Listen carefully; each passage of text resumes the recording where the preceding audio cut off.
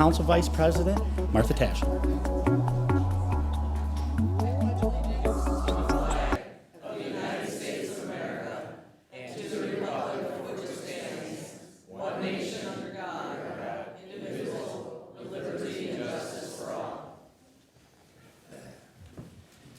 Thank you.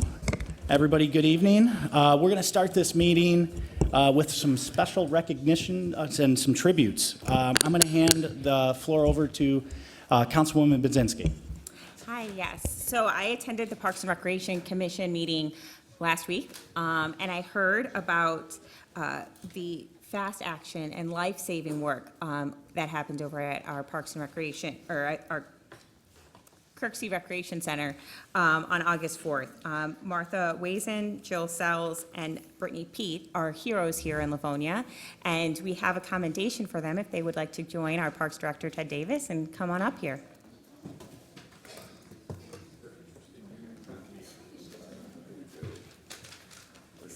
So if you didn't see on our,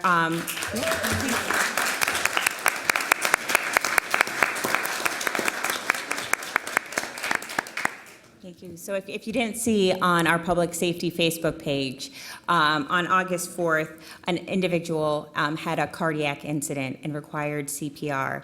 Because of them, that this individual is at home and fine as far as Mr. Davis. Sorry. Thank you, Councilwoman Budzinski. Save the day. We had an incident with St. Mary's Hospital. Actually, Trinity Livonia runs an outpatient cardiac rehabilitation program out of the Kirksey Rec Center. There was an incident with one of the Phase 3 cardiac patients. 2 staff members from Trinity Cardiac Services were there on site, and our staff provided assistance to them. And actually, it was a very nice post by Livonia Fire as well, saying what a good job all the responders did on this, and that the gentleman involved is going to make a full recovery. So it's to the fine staff we have, again, at our lifeguards, our pool supervisors, the amount of training they go through for their jobs is significant. The ongoing training we have to prepare ourselves for incidents like this, and their quick reaction saved the day. So that was very nice of LFD to share that with the public. And of course, Councilwoman Budzinski was at our meeting when we discussed this, and that's what led us to here tonight. So. Yes. Wonderful. Thank you, Ted. And don't go yet. We're going to do a photo. Stay. You guys have to share it. We'll probably get you your own. Come on for a photo. We don't have. Yes. I'm going to stand behind. No, they're going to have to share it. 3 months. Come on up, Ted. I'm not getting up there. They can get a photo. They can get a photo with me anytime. They don't need. You guys are special. Yes.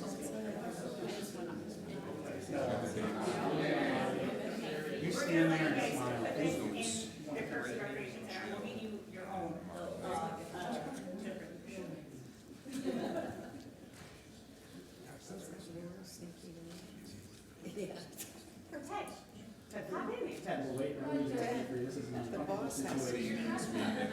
Sure.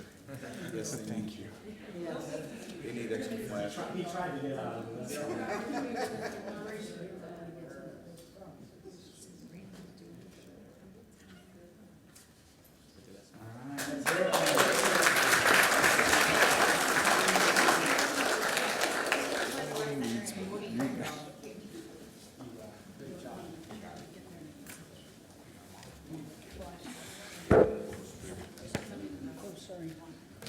Good meeting, Martha. Nice meeting. Yeah, very much so. All right, thank you, everybody. Next up right now, we have a very special guest with us. We have the Honorable Judge Van Houten for the presentation. She's going to let us know about everything, the Third Judicial Circuit Court, and it's a pleasure to have you. Thanks for hanging out with us. And for that, I'll hand it over to you. Well, thank you. It's a pleasure to be here. I'm Judge Margaret Van Houten, and it's a privilege to be here to speak to the Livonia City Council and to the residents tonight. I'm bringing greetings from the Third Circuit Court, otherwise known as the Wayne County Circuit Court. You'll hear it referred to both ways. And give you a little bit of background about what we do at the circuit court level versus what your local district court judges do here, and then what to do when you get a jury summons. We'll begin the presentation. So, first, about the court, we have 59 judges. Is that working? Yes.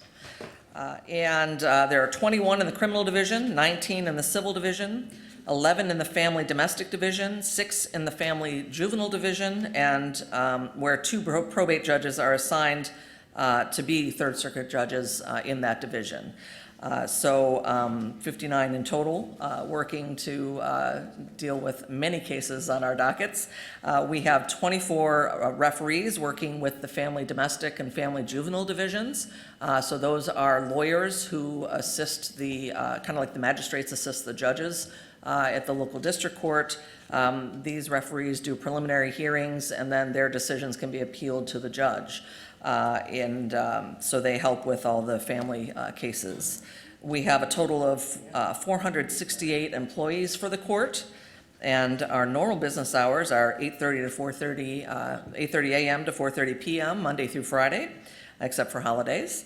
And we have 4 current locations. We have the Coleman Young Building, used to be known as the City County Building. That's right at Jefferson and Woodward. And that houses our family and our family domestic and civil divisions. The Lincoln Hall of Justice, which is on Mack Avenue off of 75, and that houses our family juvenile division. And then the new Criminal Justice Center that just opened not even a year ago. We moved in the day after Labor Day last year, and that moved us from the Frank Murphy Hall of Justice that was on near Greektown on Gratiot and St. Antoine, and so now we're over at 75 in Warren, so just a few blocks away from the juvenile Lincoln Hall of Justice. And so that is a new state-of-the-art building. It still has a little kinks we're working out, and the main issue we have is there's no restaurants anywhere near us. So we're working on getting food trucks coming in and others so that jurors and staff have places to eat. And then we also have the Penobscot building, which houses the front of the court. So if you're involved in any kind of family issues where there's child support involved, front of the court offices are in the Penobscot building. So our mission is to serve the community by providing accessible and equal justice for all. And our vision is to be an exemplary and innovative court leading with integrity to provide justice and public service. We do that in many ways. Again, we are commonly referred to as the Wayne County Circuit Court because our jurisdiction encompasses all of the communities in Wayne County. And so Livonia, and all the way from Livonia all the way down to the Monroe border, and Detroit and the Grosse Pointes all the way out to Northville. So we encompass, I believe, when I was campaigning one year, I figured out it was 650 square miles in Wayne County, so, or give or take a few miles. So we have a big jurisdiction. And we are funded partially by the state, but mostly by Wayne County with regard to our employees and our facilities. And we also work in conjunction with the Wayne County Sheriff's Department. They provide all of our security officers, most of our security officers in the court. We've had some staffing issues. We also have some other security folks too, so a couple of which are here tonight. And they also run all the jails and take care of the jails as well. And then they also do other road patrol. The Wayne County Clerk's Office are our keeper of the records for the court. So they provide a staff person for each of our courts. And then also the Wayne County Prosecutor's Office, who of course handle the prosecution for all of the criminal cases that we hear. So the divisions that we have are the civil division, which encompasses lawsuits involving monetary damages above $25,000. So below $25,000 is handled here in your local district court by Judges Kavanaugh and Jolly. And then also contract disputes, property matters, and election matters. In the criminal division, we handle adult felonies bound over from the local district courts. So You'll see it starts at the district court and all the way through the preliminary exam is held at the district court. If the judge finds probable cause that a crime was committed and that person committed the crime, they bind that case over to the circuit court and it comes up to our circuit court to then be handled for the pretrial and trial phases and sentencing phases if they're found guilty. And then we also hear criminal appeals from the district courts as well. And then in the family domestic, we handle divorce, child support, custody, parenting time, PPOs, extreme risk PPOs, and friend of the court falls under their jurisdiction as well. And then in the family juvenile, we handle juvenile delinquency for children under 18, unless they've been designated an adult, and then they're handled in the adult court. So delinquency means they've committed crimes. And then also child protection. So Child Protective Services, if they recommend removing a child from the home, those judges make those decisions and the placement of those children in foster care. Adoptions, guardianship matters, and truancy. So if kids are skipping school, they come before the juvenile court as well. So we are the busiest circuit court in Michigan, if you couldn't guess. We have over 59,000 cases that we hear every year in our court. And the breakdown is up on the screen. I think only the council can see it, but we hear 570 appeals. We hear over 18,000, this is from 2024 data, over 18,000 civil cases, over 7,000 criminal felony cases, and over 33,000 family matters, including the domestic and the juvenile matters. So we are a busy court, and we are proud to say that we handle that caseload with the best we can and try to give not only the right to a speedy trial, but a fair and just trial. And so just from 2023 to 2024, that was an increase of 12.8% in the caseload. And so it goes up, and sometimes we lose judges, sometimes we gain judges.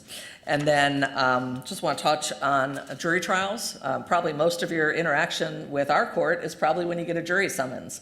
And so I just wanted to let you know that in 2024, over 225,000 residents in Wayne County were summoned for jury duty. And I want to go over what the qualifications are for jury duty. You must be at least 18 years of age. If you're over 70, you can send in that you want to be exempted from jury service. You have to be a U.S. citizen. You have to be a Wayne County resident. The ability to communicate in English, so speaking and writing, because a lot of exhibits and things are in written form. You must be physically and mentally able to serve, and you must not have served on a jury within the last year. And also no felony record. So those are the qualifications of a juror, and those who receive a jury summons or a questionnaire are required to respond with accurate information within 10 days. We have a QR code on the questionnaire that gets sent out to you. You can respond online, or you can fill out the questionnaire and send it back by mail. But it does say right on there, you must respond within 10 days. And then when you come for jury duty, you bring your summons with you that said the date you're supposed to show up, and they will get you into a pool and send you up to a courtroom as needed for that day. Now, a lot of people get summoned but don't always show up, because a lot of our cases do end up pleading out close to the trial. So summons go out 6 weeks before a trial date. And so you may have to call the night before and find out you don't even have to show up. So don't be afraid when you get the summons. And really, most people, when they serve for the first time, say, I don't know why I was so afraid. This was really the most interesting thing I've ever done. So I hope that people will actually come out and enjoy your service. And so that's about jury duty. If you have any questions, we do have an extra sheet that was given to the council members, and if you want to have those available for people about jury services and what's involved, and also the website for the Third Circuit Court has lots of information about jury service. And then we just have a picture of our court there. But I just wanted to leave you with this. We are a very diverse bench. We have men, women, African Americans, Arab Americans, just every race and gambit of person representing the people on the bench. And we all are dedicated to equal justice under the law. And that is the most important part. What is the law? What are the facts of the case? Apply that law to the facts. And so I hope that if you are called down for jury duty, or if you ever find yourself in front of our court, that you feel that you have at least been given a fair shake. Yeah, Judge, thank you so much for spending time and at least hanging out. I mean, honestly. Are there any questions? I'm going to open up to council, but I want to say that I just recently went through. I've got 7 more months before you can send me another one of those slips. So. Okay. But it was, I did the whole, oh goodness, this is amazing. But it is, it's our democracy and everything. And We can't do our jobs without willing citizens come down and do their duty as to serve on a jury. Because those people, both the prosecution and the defendant, want a fair, impartial jury that knows nothing about the case and that will just listen to the evidence and the facts and apply the law that the judge Absolutely. gives them. So, Plus, it gives me a chance to go to Bucharest Grill and pick up some of the best shawarma in the world, so I appreciate Okay. that. But I'm going to open it up to council. Councilwoman Toy. Thank you. I just want to say that this judge is just one of the most superior judges in Wayne County. I've known you forever and ever, and when I chaired the Judiciary Committee in the Senate, I met a lot of the judges, and you do a fine job down there, and you follow in your parents' footsteps. They were just quality people over in the Dearborn area, and you guys are just so well known over there and do a fantastic job. And I just want you to remember all these accolades I'm giving you if I ever get called. But I am over the age where I can say, hey, I don't feel like coming today. No. But then the other way you get in front of me is to actually be charged with a felony, so we don't want that to happen. No, we don't. No, Your Honor, we don't. But thank you for all your service and all those fine judges up there. Please extend my good wishes and all of our good wishes if we, ever get picked Yeah. up for anything that would be beyond our, scope of duties here. Thank you so much, Judge. You're welcome. I Any can- other I questions from concur. council or Anything else, council? Councilwoman Budzinski. for jury? Oh, I did. we had a question about parking. So at the Criminal Justice Center right now, we do actually have free parking available for the jurors. If you're called to the Coleman Young Building, you have to pay for parking down there, but you do get a daily rate plus mileage for coming down, so that should hopefully offset the parking you'd have to pay over at the Coleman Young Building. And there is parking available over at the Lincoln Hall of Justice as well, if you get called there. So, but most people get summoned to our building at the new Criminal Justice Center. And just to give you an idea, because I know everyone looks at their ballots and they have no idea what these different levels of judges are. You see, vote for not more than 3 or 6 or 18 or whatever it may be. The highest level in our state is the Michigan Supreme Court, and then the Court of Appeals are below them. Below them is our circuit court, the Third Circuit Court, and we're the ones you usually see that says vote for not more than 16 or not more than 18. And then the local district court, your local judges here in Livonia, Judges Kavanaugh and Jolly, you're familiar with that, I'm sure. And then you also see Wayne County Probate Court, and they're not actually part of our court. They are a separate entity, and they handle all the probate estates and guardianships for adults and the mentally ill. And so they're a kind of a separate entity all on their own, but they also encompass all of Wayne County as well. So just to give you an overview of when you see all those different judgeships on your ballot, kind of what they are, okay? Sure. And then federal is totally different, and they're never elected. They're appointed by the president and never have to stand for election. So they're a different jurisdiction altogether. That's wild. So, but those are our state courts. Cool. So, anything else? Did you have something? Yes. Well, I was just going to say thank you for coming, and were you able to send the PowerPoint to council, or was it already sent? Well, it was sent to your, Yes. Oh, we do I have think it? we the do have it, person and that if does your not, cable and everything, so I'm sure he can get that forwarded, or we can we send it got on. it. Yep, we'll get it disseminated. I appreciate Yeah, it. he's got it. Yes. No, it's a good and I mean, an introduction, at least to say hi to the residents once in a while, and we appreciate it. Yeah. In a good way, right? Not to Well, and I say used to be behind in- the bench is a bad way. I used to but be in your position. Okay. Before I became a judge, I was on the city council in Dearborn Heights. And then. Prepares you for a lot. You know? Yeah. So, Makes But you yeah. a judge. No. I'm sorry? No, It I, can make you a judge. is what Oh, I said. nice. but I was gonna say, the door's open anytime, feel free. Yeah. We'd love to see you again, so anything we do for you, let us know. And Laura, I know this is your last year on the council. is, And yes. I Thank wish you. you well. And Thank you. I've known you Lot of 30-plus years at least, I think. Yes, So I was a baby yes. lawyer when I first met you, so. That's right. That's right. Yeah, thank you. So, Well, Thank thank you you so very much. Thank you, Your Thank Honor. you. Thank you. Have a good night. have a good evening. I won't hold up your business No, you're any longer. fine. You're good. All right, so we're going to jump right in. Welcome to the 2022nd regular meeting of the Livonia City Council. This is a voting meeting, and minutes of this meeting will be approved at the next regular meeting, believe it or not, August 25th, Monday. Madam Clerk, will you please take the roll? Vice President Tashnik. Here. Councilmember Budzinski. Here. Councilmember Shield. Here. Councilmember Morgan. Here. Councilmember Toy. Here. President McCullough. Here. We have 6 members of council. Councilman Donovic is away on travel, and he might be watching, so we'll just wave at him. Hello. And we're going to move right in to the minutes. I will now entertain a motion for the minutes from the regular meeting of the City Council that was held on July 21st, 2025. So moved. Support. Carter, you good on those two? Perfect. All right. Do we have any comments from council? Comments from the audience? 2 minutes, Mr. or name and address? 2 minutes, sir. Well, thank you. It's 3 minutes. Oh, it has 3 minutes on this. Good That's- call. that's all right. I was testing. And, What? Oh, no, this is on the minutes. It's only 2. oh, I'm sorry. I thought we were audience confusing each other. communication. I jumped the gun. It's all good. The floor is yours. Oh, you're not here for the minutes? No. Okay, you're chilling. Audience Okay. communication. Anybody here for the minutes? Madam Clerk, will you please take the vote? Vice President Tashnik. Aye. Councilmember Budzinski. Aye. Councilmember Shield. Aye. Councilmember Morgan. Aye. Councilmember Toy. Here. President McCullough. Aye. Oh, aye. This is I'm like- here, but I said We aye. might need to reset it. Yeah. Okay, now we're moving into audience communication. Good evening. Name and address, you have 3 minutes, sir. There you go.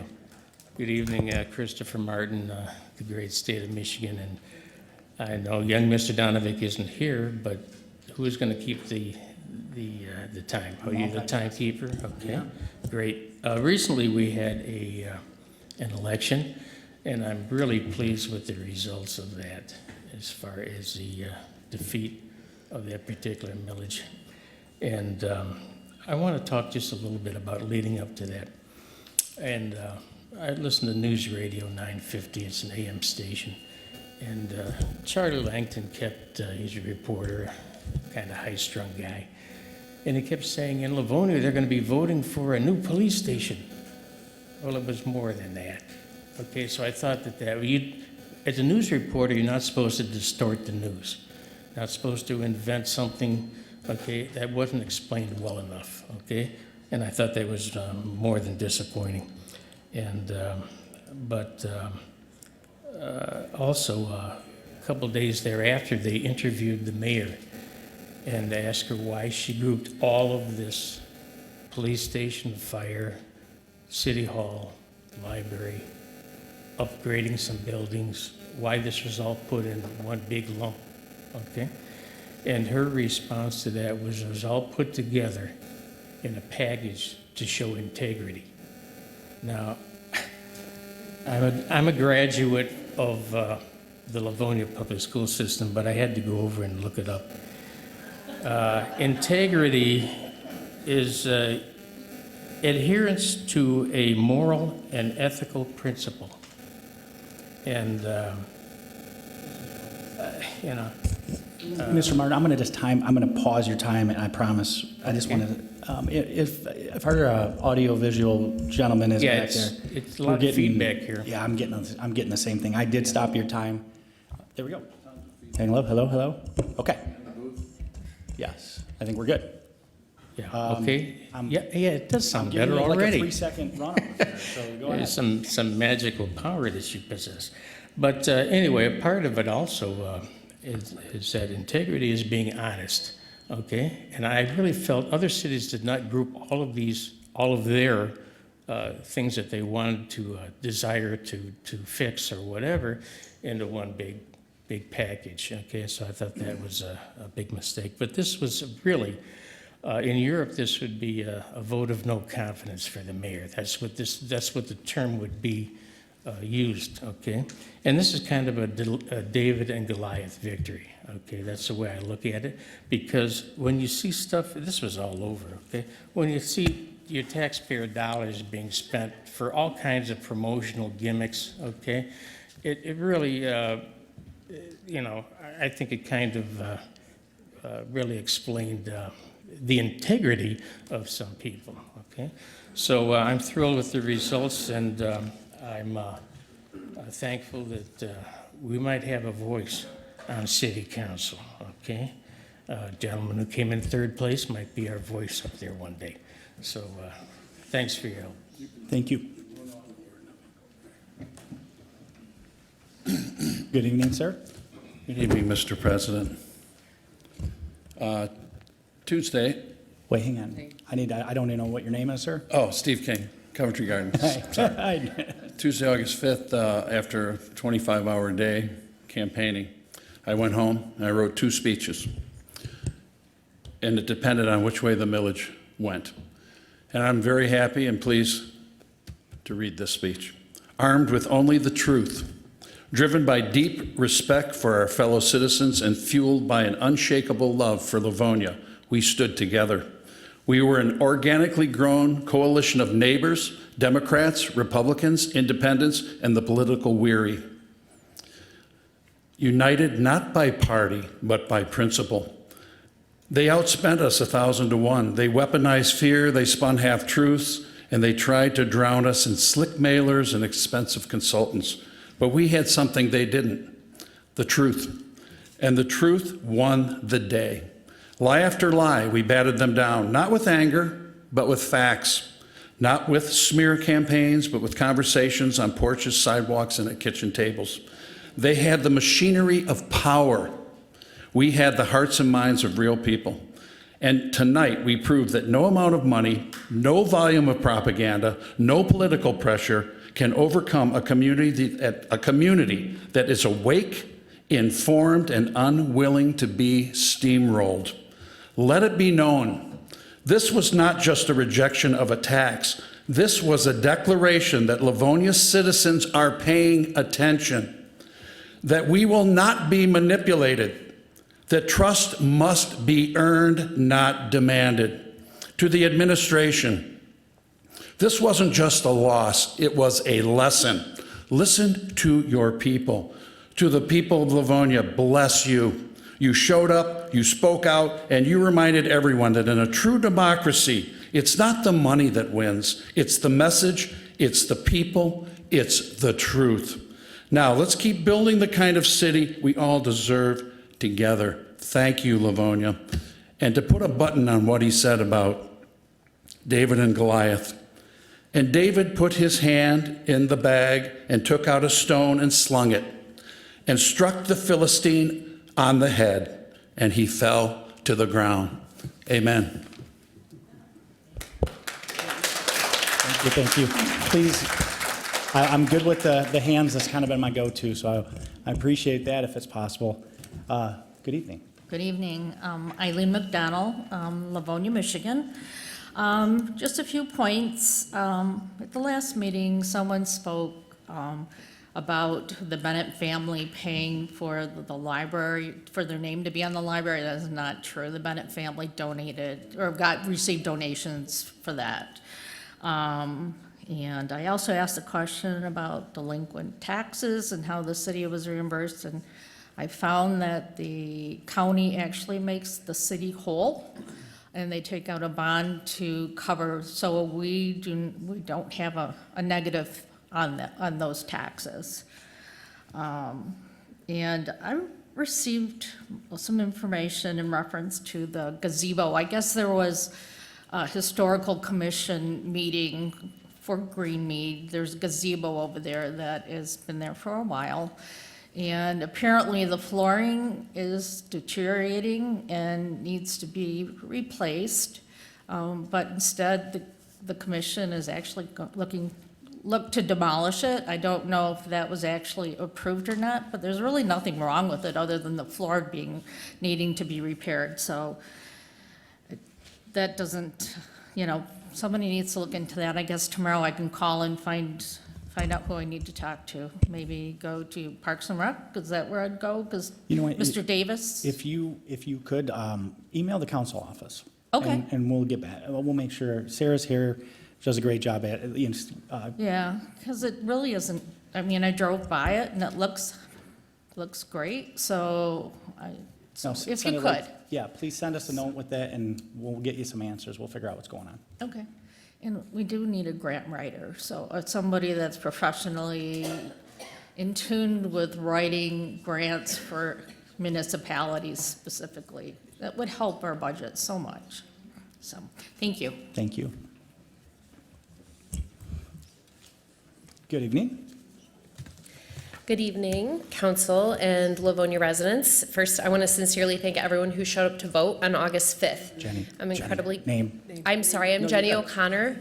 I am one of your remaining 8 city council candidates. I'm incredibly grateful and humbled to have earned the opportunity to move forward to the November election.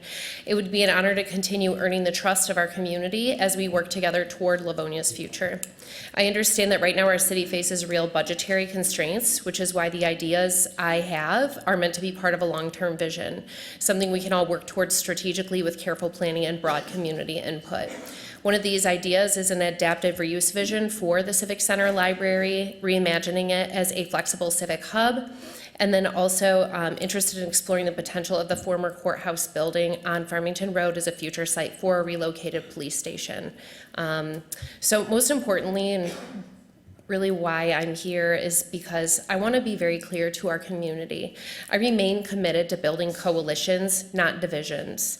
Even in times of financial limitation, we can lay the groundwork for future projects by listening to our residents, engaging in open dialogue, and aligning our vision with Livonia's long-term needs and values. So this is not the time to sow division and create sides. We're all part of the same team.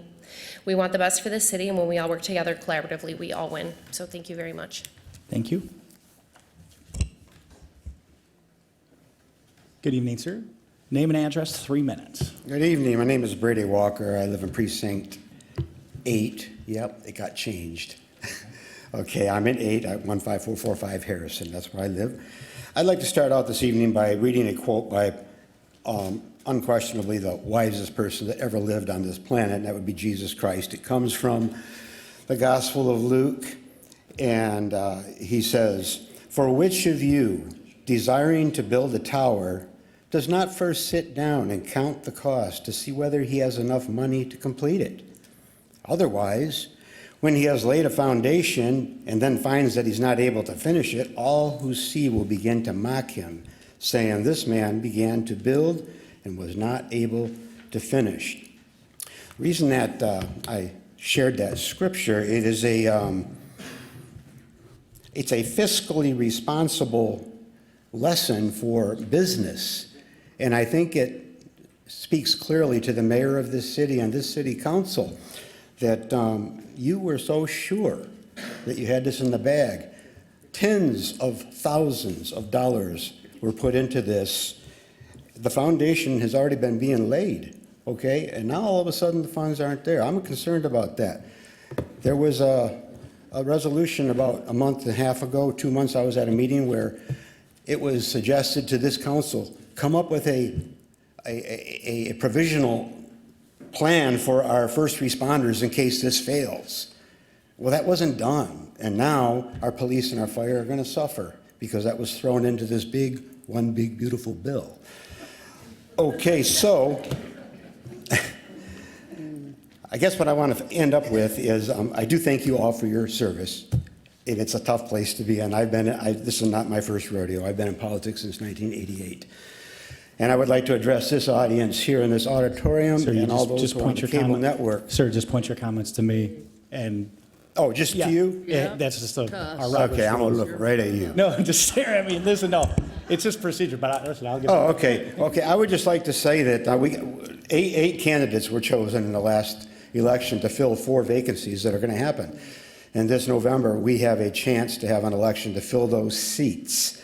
Livonia has spoken on a ratio of 2.4 to 1 against that. $150 million bond. I really want to encourage everyone to study the candidates, learn about them, find out what they've voted for on that issue. And if you want a fiscally responsible council to deal with this issue, because, you know, Project 21 is not going away. Here it is, okay?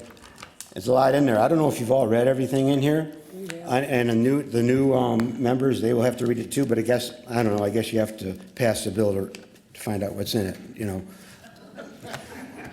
Anyway, my encouragement is we got an election Sir, coming up. That is and- 3 and- minutes, but thank you. Amen. Thank you.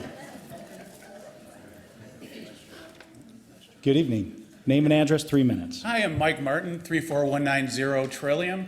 I'm not very political. I've lived in Livonia all my life, and I was just at some of the No Kings protests, and I wanted to mention I thought how respectful the police were and how well they were handled. And I was feeling hope in terms of from a local government standpoint. It gives me a lot of hope on local government. I don't know a lot, but I think you guys are just working, trying to do the best that you can for Livonia and trying to work across each other. That's not coming from a place of deep knowledge, but after I retire, I'm going to try to get more involved in the community, and I wanted to say thanks for the work that you're doing. Hey, thank you so much. We appreciate that. Hang on. Hey, can I do that? I'm sorry. Good evening, ma'am. Name and address, 3 minutes. Oh, okay. Me? Yes. Good evening. My name is Colleen Conley. I live on Fairway Street. I've been a Livonia resident since 1981. I have some brief comments on 3 areas of concern of mine. First is the Rotary Park Pavilion. When is this going to be rebuilt, and why is it taking so long? We would appreciate... Ma'am, I'm going to actually pause your time just to let you know that it's on the agenda tonight. Oh, I did not realize that. you got I 2. did not see it. Yep. I'll give you a 3-second runoff. The floor is yours. I have very big concern about this. Please rebuild it without the fireplace, if that's the issue. Ben Yeah, Solani? ma'am, so with that, you can't speak on, it's our Robert's rules, but if you're good, you can't speak on anything that's on the agenda, which is knowable. Okay. But, So I'll just Yep. move on to the next item. yep. The Ben Solani restrooms. They do not seem to be open on a regular basis. I've been assured that they are supposed to be open from 6 to 9 every day. They're on a time lock system. I have been there on several occasions when they were not, and there was nobody in there, I assure you. Nobody was in there. I pounded on the door, made sure nobody was around, no other cars.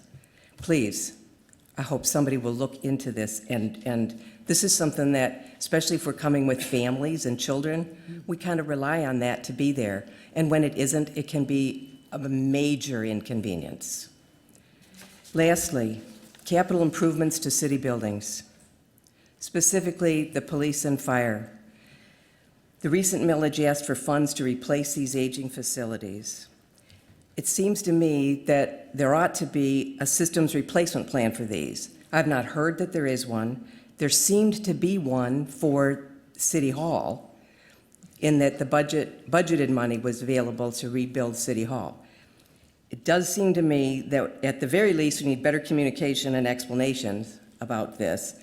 And I really think that this should be considered to be able to be handled through the annual budget process rather than through a millage. Thank you. Thank you.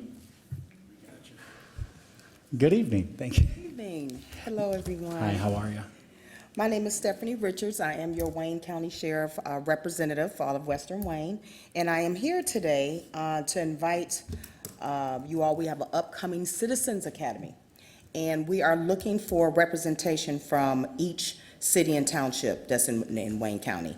Of course, we have a lot of volunteers already from like the Detroit area, but I want my area represented. So I actually have applications with me today. It starts September 16th. It will be six-week class. It's one night a week. It's on Tuesdays from 6 to 9 p.m. at the new jail, the CJC, Criminal Justice Center. For those who don't know what that stands for, it's at 5301 Russell in Detroit. And the purpose of this is to basically build relationships with the sheriff's office. You'll get to go on ride-alongs. You'll learn about the inner workings that actually happens in the jail. You will actually get to go to different community events. We'll have your input on what you think the city of Livonia or in Western Wayne actually needs. I think it's really important that people, the citizens, get involved. When I say citizens, it can be any member that actually lives in Western Wayne or has a business in Western Wayne, because we want to hear from you. So for those who would like to take application home, I have a few with me. If you can complete it out and hand it to me, if you say, hey, I'm on board, I'll take that from you today. If you want to think about it and text me and send me your email, I can send you an electronic version of that. So my phone number is 313-213-0889. And if you're interested, you can text me with your email address and say, I'm interested. Okay, and I'll get back to you, send you an electronic copy. I would like to have applications back within a week or two so that we can get the process going, because again, it starts September 16th. And I'll wait afterwards in the hallway or outside if you have any questions. Okay. Thank you so much. Thank you. Good evening. Good evening, Council President and members of City Council. James Hooper, 6 Mile Road resident and current council candidate. I wanted to come forth and address the council with regards to the development plans at 5 Mile and Farmington, namely Phase 2 of what was the overall plan. I believe the residents of Livonia spoke very clearly on August 5th with voting down the millage proposal, which addressed Phase 3. However, I do believe this changes how we should view Phase 2 of this plan based on the overwhelming response of the residents.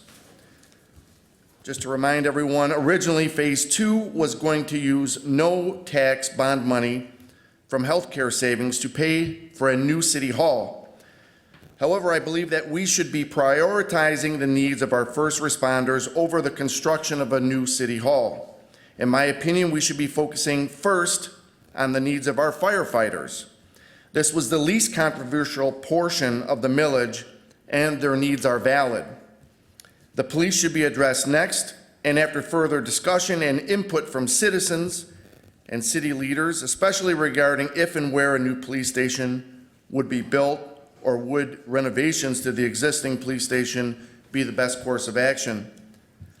I believe going forward with the original plan for Phase 2 would further erode public trust in city leadership, both this city council and the administration, over the use of the taxpayers' monies.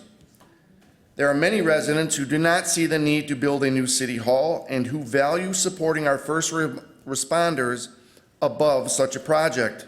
Therefore, I ask that the current city council not move forward with any plans of Phase 2 at this time until a proper reassessment of the situation can be looked at and true resident input is considered. I thank you for your time. Thank you. Is that it? All right. Oh, here we go. Good evening. Good evening.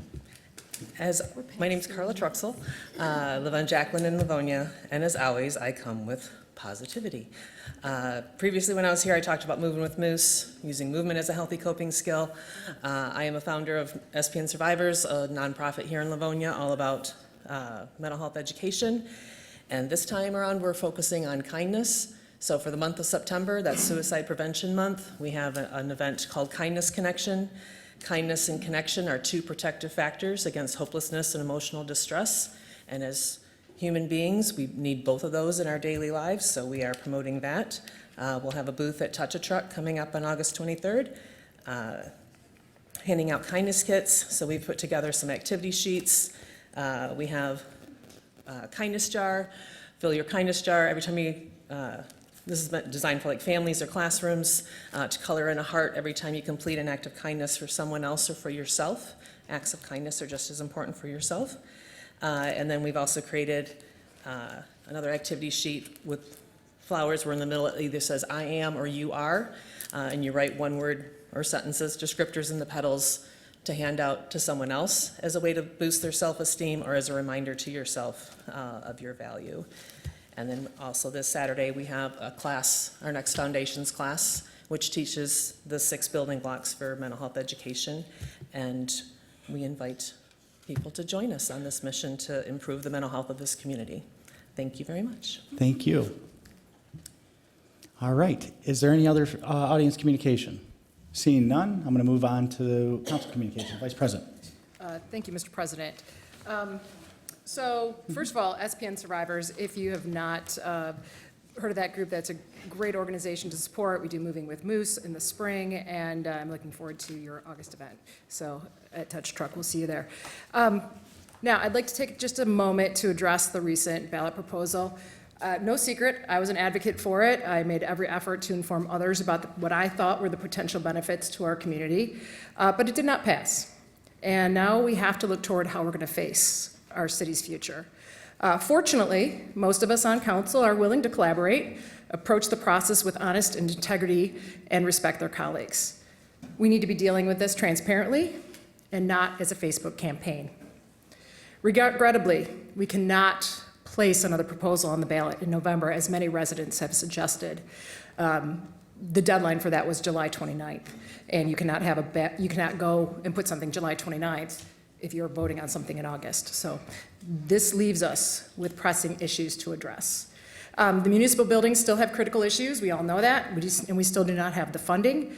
We just came from a 6 p.m. Budget and Finance Committee meeting where we started the process for creating the next fiscal year's budget from a council standpoint.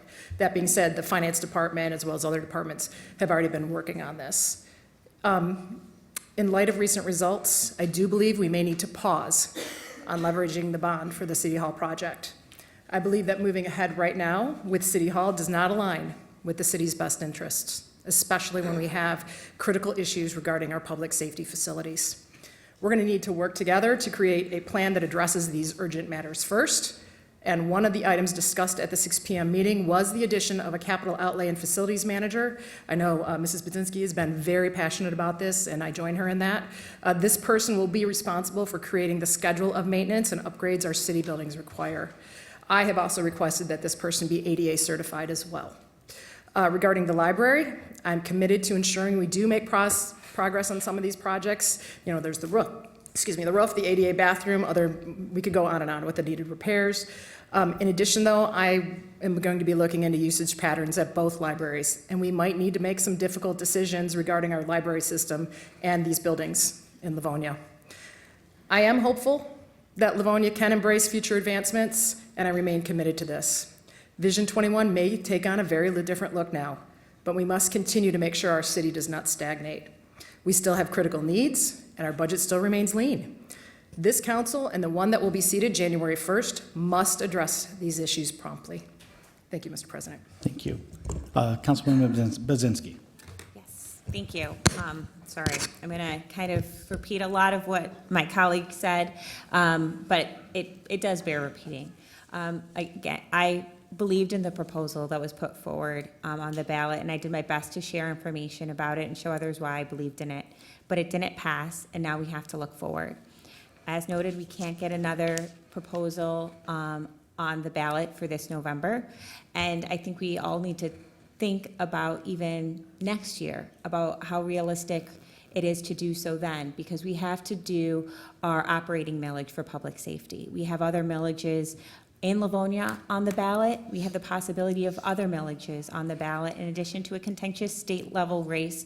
And I want everyone to understand how imperative it is that we approve the public safety millage next year. So I don't want to do anything that would potentially jeopardize that moving forward. Which means we have a lot of problems to address in the meantime. And with that in mind, I won't support leveraging a bond for City Hall. That brings its own complications, but I think until we can address our public safety needs, that needs to be the priority. And I wouldn't feel right utilizing funds for City Hall when we don't have a clear path forward for our public safety. As for the library, I'll work to see that we can do what we can to move forward with the long overdue delays in replacing the roof, converting the space in the atrium to a bathroom, fixing the elevators, and helping develop a longer-term plan for how our libraries are utilized in our community. I hope we can continue to see progress in Livonia. And, you know, earlier this evening, I advocated for the creation of a new planning economic development position that could help address some of the vacant and blighted buildings here in Livonia. I know that's a big concern for people, and they felt that this corner was giving preference over other areas in the city. I've never felt that that was true, but I think we can take action to show that that is not true by supporting the businesses that are here, streamlining the processes to open business in Livonia, and do what we can to attract entrepreneurs and small businesses to make their investment here in Livonia. Of course, I'll continue to advocate for creating a community center at Noble, and we do have that meeting on August 18th upstairs at 7 o'clock. I think, you know, gathering spaces and places for people to come together is really important. I share this information not to plant my feet in the ground, but to let residents know what my takeaways were from the recent election and invite you to provide feedback. I host a coffee hour every month. I have one this Saturday at the library at 11 o'clock, the Civic Center in the meeting rooms. It's open to everyone. I bring loony donuts. It's usually a fun time. And I had a conversation with over 24 residents at Anastasia and Katie's this past Saturday, just to talk about Northeast Livonia, because I want to understand how our residents are feeling, what their priorities are. Blight and vacancy and getting businesses in Livonia, that was part of their adamant request. That is what I talked about at the committee meeting earlier this evening. Investing in their park system in Northeast Livonia. Investing in the Parks and Recreation strategic plan for the investment at Hillcrest Park. That was another request that I made at our meeting earlier today.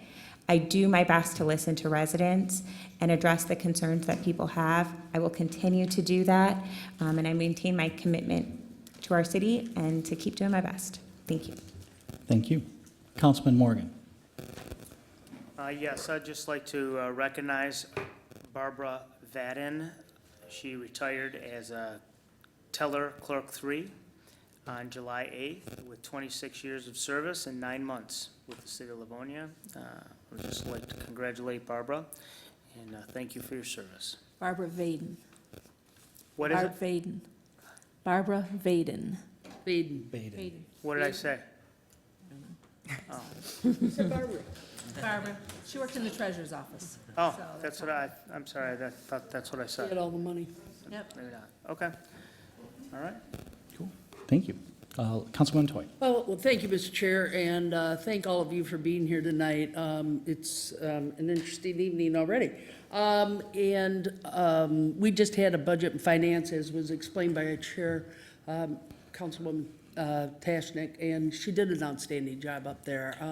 This is going to be a tough budget, and it's my last 5 months, and I'm just so excited to tackle the budget. Not really, but it's going to be an interesting one. I mean, our city operates on a small percentage, and many of you heard that with all the messages we had as of the last, how long has it been that we've been looking at these different proposals as they came forward. I sat on the sidelines. I just didn't want to get involved. I have dear friends on both sides. I can finally talk to my friend Lorraine, and we went to kindergarten together and at Lincoln Elementary and chased turkeys on the playground. Now I chase them in politics. But anyhow, what I wanted to share with you is we moved out here in 1954, so we've seen the city progress. I mean, this was a field before we were all here sitting in this building. And, I served with Ed McNamara and some of those folks that said, don't build around City Hall. Ann Arbor said, don't do it because there's not enough room. You can't put desks and you can't put walls in a round building. Did Ed listen? Well, not really, but that's okay. The Renaissance building was going on at that point. So I don't want to get into all those, ifs and outs, but everybody has an opinion in this room about should we vote this way, should we vote that way. That's what makes America great. And that's what's important when we move forward on these types of issues. The thing that disappointed me the most when I sat there was the opposition was not allowed to speak at some of these public forums. That really bothered me because I believe in freedom and I believe in freedom of speech. And that really bothered me. That was the one thing that really upset me in that whole thing. But I was not going to say anything till it was all over, and so I'll share that with you tonight. But I really had a problem with that. And I don't know if that was done on purpose or not done. Chamber of Commerce didn't let the opposition come and speak, and that really bothered me. The panel was 4 people, all on a particular side, which was a yes side, and that was totally unfair in my view. And I don't belong to the chamber anymore as a small business in this community. I don't mean to knock them, but that is really unfair. Next year, you're going to have an opportunity to vote on 3 tax increases or 1 renewal, and that's the police and fire and seniors. Once again, we got police and fire buried in with seniors. So now we've also got that to vote on. That's an operating millage, okay? And maybe they'll change some language on that. I don't know, because we are in some tough times, as we've learned. Not as tough as some of the other years that others of us have served here. But I want to commend you all for voting. What was it, Lori? 27,000, is it, permanent absentees now? Yeah, 27,352. And her office did a job of jobs because the phones were ringing off the hook. And I've worked in City Hall in the treasurer's office. We only got that around tax time. These guys got it day in and day out, plummeted. And that's great, because some of you naysayers said, oh, we can't have an election in August. Nobody's going to show up. What happened? You showed up. Okay, so, I mean, there's both sides of this issue, so be careful what you say. Let's all collaborate. Let's work together. Okay, we've got to do that in this community. Otherwise, you got civil war. We don't need another civil war. Lincoln's dead. So let's make sure that, we all come together on some of these issues. And we're all going to have differences, but let's respect, and as a woman said, let's be kind to one another, because there's bigger issues than just this. Okay? Please, please, please do that. I'm not going to be here, but maybe I'll be out in that audience at some point. God help them all. And in all seriousness, I want to thank you for being here again, and I want to thank you for voting. And let's move on from this experience. Thank you. Thank you. Everybody good on council? I have a few items, business related, just to note. And then you're going to hear me read a statement because I took a long time to put something on paper, and since my undiagnosed ADHD changed it a million times, I figured not to go off the cuff on it. So from the business side, we do have a Law and Education Committee that's going to take place on August 18th, 6 p.m.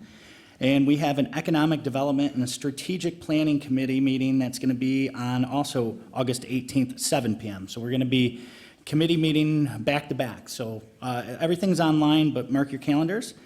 I also want to know items 12 and 13 on this agenda are being pulled because Human Resources was able to reconsider, and that is not going to be coming before us. So I wanted to announce that those 2 are off the agenda. All right, so this is, obviously, this millage has, this time in Livonia will go down. I know Drew Buatti's out there, and it will always go down as one of the most pivotal times that this city has ever seen. And so I'm going to read this.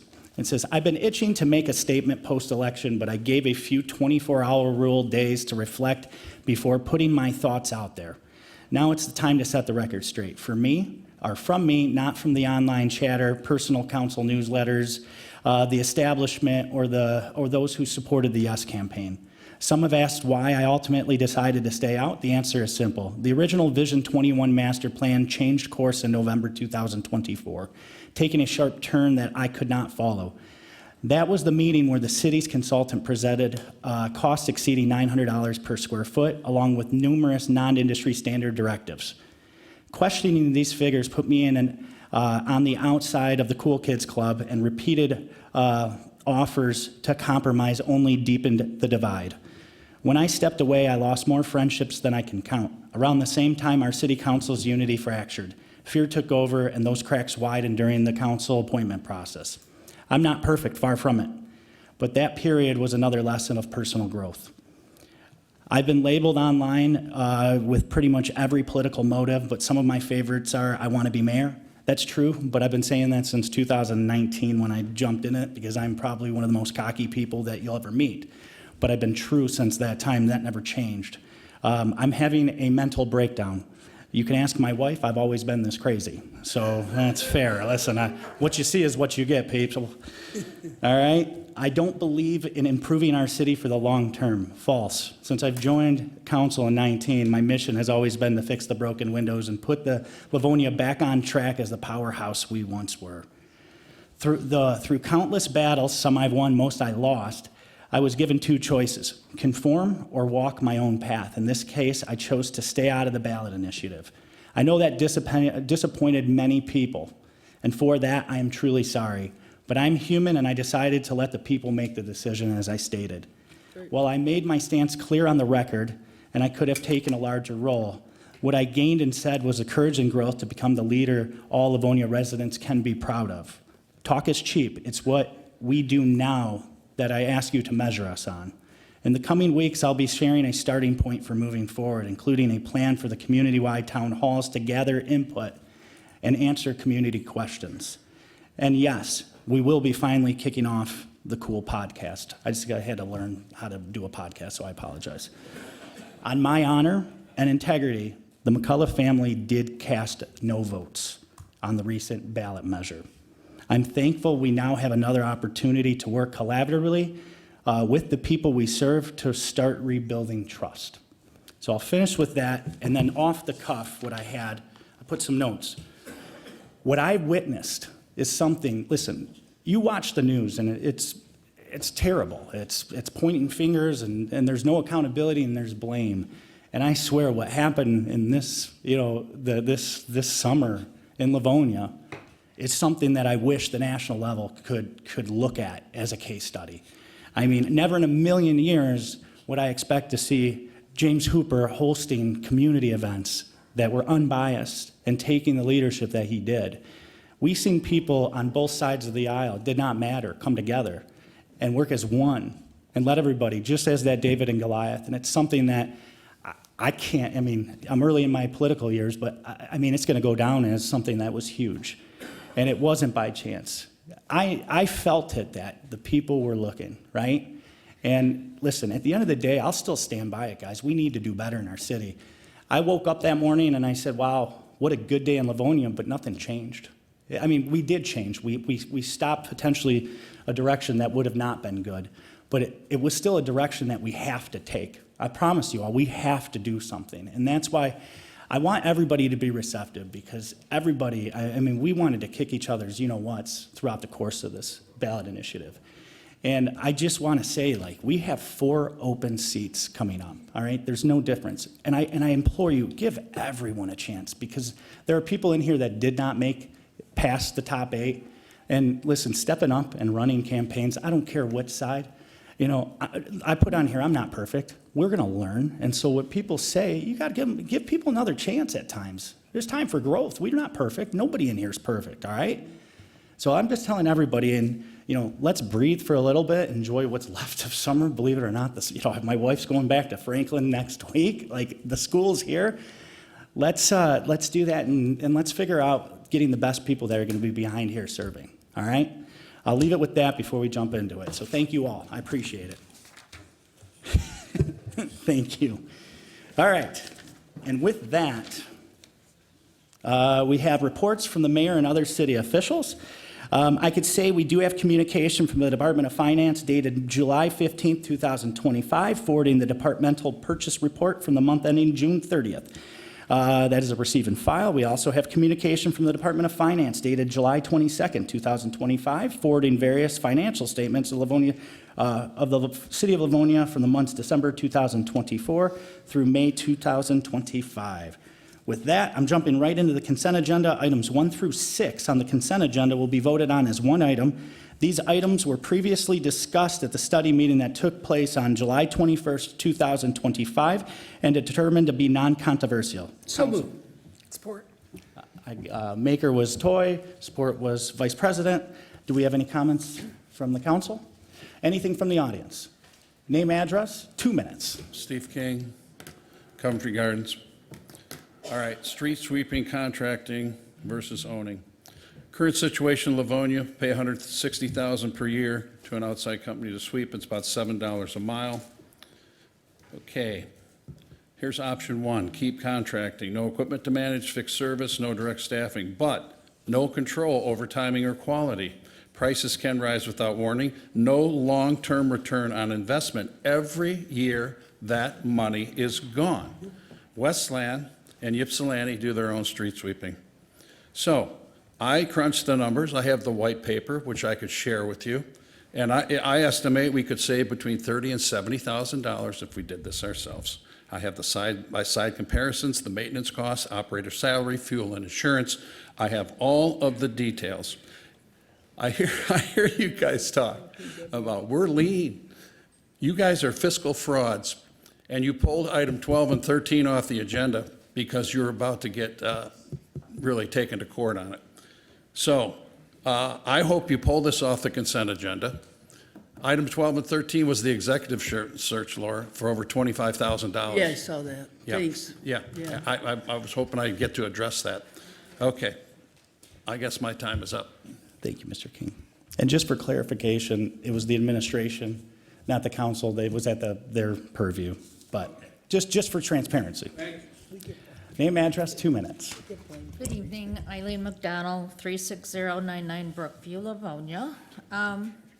At the study meeting, I asked about the bid process and the contract, and President McCullough did give me the information on the contract amount and how that came out to be. But I also know that in studying that I'm sorry. Oh, no, I'm sorry. No, that's okay. In studying the charter, which has a maximum dollar amount, that $30,000 is the minimum amount that anything over $30,000 has to go out to bid. However, the ordinance that council follows wipes that out, says that they can go ahead and approve a contract and renew it. So, we're gonna go 15 years on this contract. So, did purchasing manager look at this? I don't know, but whatever, you guys are gonna do what you're gonna do. But maybe kind of think about that going forward, that, maybe going out to bid isn't a bad thing. Yeah, maybe if the prices came in a little higher, a little lower, or, you don't know. But at least you're gonna have a guide to know exactly where you're standing. So, thank you. Thank you. All right, Madam Clerk, will you please take the vote? Vice President Tashnik? Aye. Councilmember Budzinski? Aye. Councilmember Shield? Aye. Councilmember Morgan? Aye. Councilmember Toy? Aye. President McCullough? Aye. Consent agenda passes 6-0. We are going to jump into unfinished business, starting with item 7, is a proposed amendment to the Code of Ordinances as amended. This comes to us from the Department of Law in reference to Title 12, Chapter 18, which is naming public places and buildings, Section 20, to name the new senior center as the Livonia Senior Wellness Center. Is this an ordinance? This is an ordinance. Okay, so we have a first read, or we're looking for a first read. Council, President McCullough, I'll offer first reading. thank you. We have a first read from Councilwoman Shield. Any questions, concerns, comments from the council? Anything from the audience? Moving on. Item 8 is a roll call. This is a proposed amendment to the Livonia Code of Ordinances as amended. Comes to us from the Department of Law to amend Section 40 and add Sections 540, 550, 560, and Title 6 Animals, referencing Chapter 1 in order to regulate the keeping of racing pigeons.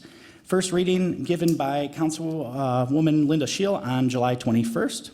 I'll offer second reading and ask for a roll call vote. Awesome. We have a second read. Any comments, concerns from council? Anything from the audience? Madam Clerk, will you please take the vote? Vice President Tashnik. Aye. Councilmember Budzinski. Aye. Councilmember Shield. Aye. Councilmember Morgan. Aye. Councilmember Toy. Aye. President McCullough. Aye. Item 8 passes 6-0. We're going to move on. Item 9 is a request to barricade city streets. This comes to us from Jared Keys on Van Court between Levan and Raleigh on Saturday, September 6, 2025, from 10 a.m. to 6 p.m. in order to host a wedding reception on the grounds. Do we have? So moved. There's a, petitioner's here. Perfect. We do. You're moving support? Yes. Well, Get a so motion moved. on Do I the have floor. support? Support. Yeah. So we have support. Yeah, if you want to come up. We don't want them to. No, have a usually, wedding. we appreciate you hanging out. You want to tell us just a little bit about it? We got a wedding party going on. It sounds like a fun time. There's a church on one side and there's a, parking's gonna happen on the other side of the road. We normally have closed it for VBS, and so we just thought for children and adults crossing, it would be safer to do that. There's not a lot of residents on that street. There's maybe 2 houses on one end. The rest is the church. Sounds good. Is she the bride? I'm the mother of the bride. Oh, you're the mother of the there we bride. go. Congratulations. Thank you. Yes. Well, we do have an approving council. Do you have any questions, comments? Anything from the audience? Madam Clerk, will you please take the vote? Vice President Tashnik. Aye. Councilmember Budzinski. Aye. Councilmember Shield. Aye. Councilmember Morgan. Aye. Councilmember Toy. Aye. President McCullough. Aye. And that item passes 6-0. You're all set. Thank you so much. Have a good wedding. Well, to your daughter. Sorry, that was, it's hot up here. All right, moving on. What are we at? Item 10 is a block party request. Comes to us from Wendy Stone to be held Saturday, September 13th, 2025, from 6 p.m. to 10 p.m. with the cul-de-sac of Ballamore Court with a rain delay of Saturday, September 27th, 2025. Do we have Wendy Stone in the audience? Need a motion? Well, since this is for September 13th, do you think, council, it's up to you. I think we should table it to the next meeting. Okay. Is, Table it to the next table it till the next meeting? Yeah. Do we need a motion, or can I safely say, we show 6 on that, council? Is that fine? Yeah. All right. Comments from the audience? Moving on. We're going to table that. All right. New business. Item 11 is a request to amend Council Resolution 243-25. This comes to us from James Runwell to change the original date from August 8th, 2025 to August 23rd, 2025, with a rain date of August 24th, 2005. Council, I'm just letting you know, this was a clerical error on the behalf of the petitioner. This is just clarifying, just changing the date to the right date. So moved. Support. any comments from the audience? Madam Clerk, will you please take the vote? Vice President Tashnik. Aye. Councilmember Budzinski. Aye. Councilmember Shield. Aye. Councilmember Morgan. Aye. Councilmember Toy. Aye. President McCullough. Aye. Item 11 carries 6-0. Now we're the new, Carter, am I fine to say 14 or should I say 12? What do you prefer? Dealer's choice, really, but it is item 14 still. Okay, so we are going to jump right over to item 14, is an award of contract, comes to us from the Finance Department to provide limited accounting and financial services due to department vacancy in an amount not to exceed $45,000 from budgeted funds. Council. Need a motion. Motion to approve. Support. The floor is yours. Do you want to give us a little rundown on this? This is, I'm sorry, my name is Deborah Lichtenberg, Finance Director. We bring this to you as a temporary measure to address some staffing shortages that we currently have in the Finance Department, primarily due to some retirements, promotions, and some extended vacancies. The group that we are looking to bring in provides this service as a normal course of their business to municipalities such as ours. And they will be able to come in, hit the ground running, and assist us in getting to the other side when we are fully staffed. Awesome, thank you. Council? So I just want to verify from looking at the paperwork, the folks that will be brought in to assist are doing the work, but their work is supposed to be overseen by management, correct? Correct. Thank you. Do Do you have a question? we have management on this? I'm sorry. Or will it be you, Deborah, managing them, or? It'll be myself and our chief accountant, Connie Kumpela. Okay. That clarifies it. I've never seen this done before, is the reason I asked, so. Okay. Councilman Morgan, the floor is yours. Yes, how long is it expected that this will continue, or we'll have to bring in outside help for this? Or do we have any prospects on the line, or what's going on with this? Yes, so we are expecting to be fully staffed by October. Part of the issue is we have had some departures from the department, and even though it may seem like one person in a finance department should be able to go and do another job in the finance department, there is a significant training timeline that has to happen. So we've moved some positions. We're expecting that everybody will be fully trained, up to speed, positions filled by the mid-October. And how many people are we looking at? So we've had, in a department of 18 people, we only have 7 people who are in the same seats today as they were a year ago. So we've had a lot of people that have moved into new positions. We have recently hired, just within the last couple of weeks, 2 people within a 5-person water billing department. We've had 2 other vacancies of higher level accounting staff, and we've had every one of the accountant positions change through promotions. Okay, thank you. Mr. Chair. Yes. I think we need a motion on the floor, so. Motion's already there. Oh, it is? I'm Yep. sorry, I didn't hear it. Yep, so we do have an Do we approving. have somebody here from the mayor's office, or somebody that can explain this? Or are you representing the I'm here. administration? What can I do for you? Well, no offense, I've been here a long time, off and on. I've never seen this happen before, and yet we need a finance department. You know what I mean? This And does I'm a little happen. This confused. does happen frequently. A lot Okay. of times, Not we're here. able to do this by Okay. bringing back retirees to Right. fill Yeah, positions temporarily. right. But these are more skilled positions. These are Okay. accountant positions. And we don't just have accountants that are sitting in Available like other that. positions in the city. So this is bringing in skilled professionals to help us during a time frame when the staffing is short. Okay. No, that helps me because, I mean, I know we do some of those things, but I've never seen it done It's at the this level. skilled Yeah. profession nature Gotcha. of this that is different from Others. Yeah. just, yes, needing a body to fill in answering phones or, at a desk. It's a slightly different situation. Hey, everybody, if we could, it's just a little bit of background noise. I appreciate you. Thank you very much. You're welcome. Thank you. Thank you, Mr. Chair. All right, so any other comments from council before I go to the audience? Seeing none? Name, address, 2 minutes. Yeah.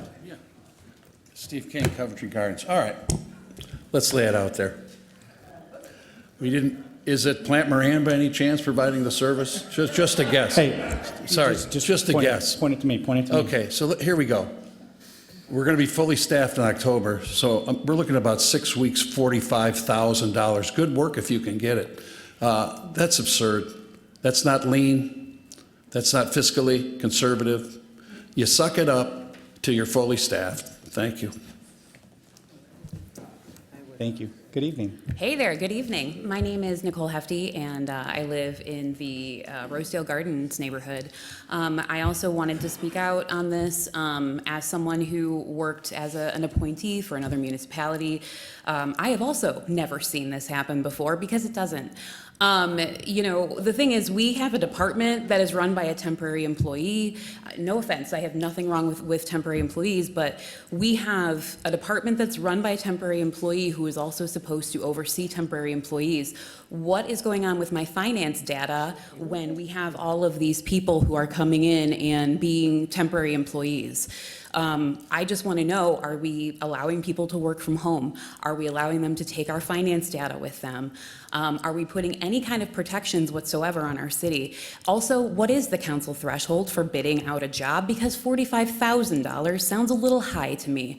I know people who could do this job faster and better, but yet, for some odd reason, we have 2 consultants in this entire city that we hire to do the same 2 things. We have HR directors that don't know how to recruit, but we yet are going to be paying $25,000 to recruit people, and now we're paying $45,000 for temps? I mean, I just want to know, at what point do we stop spending taxpayer money and actually do a thing? I mean, can we also just ask, why is it that people don't want to work here? Where is all this turnover coming from? You know, I always think the tone of the workplace is set from the top down. That's just me, though. Thank you. Thank you. Hey, guys. We got to. I know I've been doing it a lot, but please, listen, we have to have order in this, for the council. Please respect it. I'm going to go to Councilwoman Toy, Councilman Morgan, Councilwoman Budzinski. If I may, to Deb. Deb, how soon do you need something like this? Immediately, or, I mean, can it go, if we put this committee a whole, how badly would that strap the department? So we understand it more and get into some more in-depth questions, if you will. The finance department has been short-staffed since last November. Okay. And so, as we have continued to work towards filling the positions Yeah. with highly qualified individuals, Okay. the current staff has worked diligently. Okay. They have extended themselves to a position that I can't imagine ever asking somebody to do. Okay. This is needed now. Okay. Appreciate that. This, Thank you. this is part of maintaining qualified staff and retaining them within the city. Okay, thank you very Thank you. much. Okay. Councilman Morgan.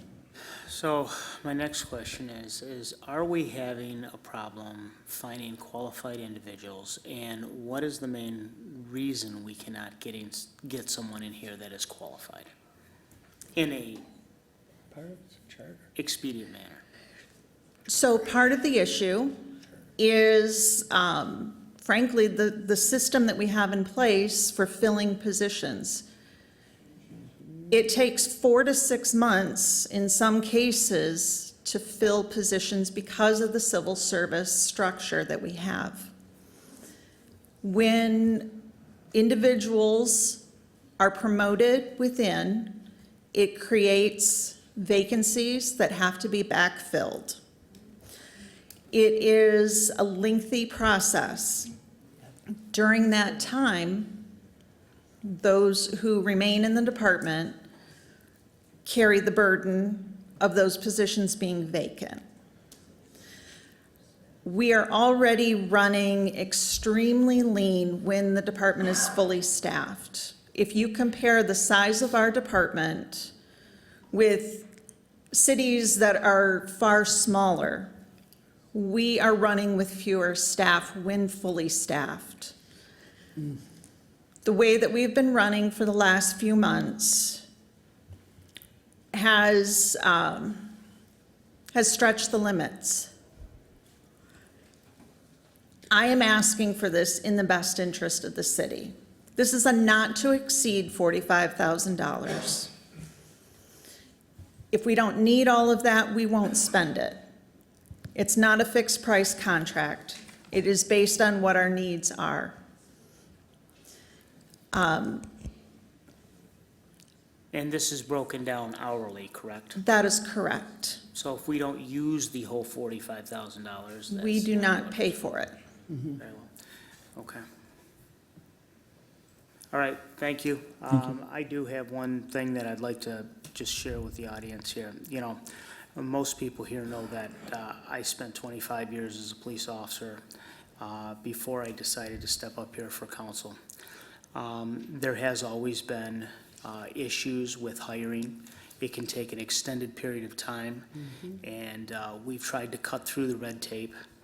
And I'm just going to use this as an example. This is not an excuse. This is more of an example regarding like the street sweeper stuff. And we found over time that instead of purchasing this type of equipment and trying to put a person behind the wheel of that for 8 hours a day or however long it's needed, which is most of the time impossible. Finding employees that want to work nowadays, having the right pay, it's just a very complicated situation. I mean, when I started here, they were paying me $12.95 an hour as a police cadet back in the 90s. And over the course of a period of time, the pay raises weren't there, people struggle. There's just a lot of things that are going on, and when you take a moment in time and see what we're presenting here, a lot of this stuff makes a whole lot more sense to me, so I don't need to speak about it, but in certain cases, I feel that I do. In this case, we're going to pay an accountant, consultant, $165 an hour, a senior accountant, $185 an hour, which is not out of range when we're trying to bridge a gap until we get someone in here that is a proper accountant, someone who's going to do the correct thing for our city. It seems like a lot, but I mean, there's a lot to it.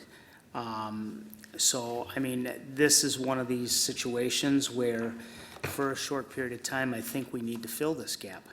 You know, just hiring, if you go up any given day and look at the Civil Service Board, or you look at our city website and see who's on there and what jobs are filled, you'll see what the city pays, and you'll see what jobs are available.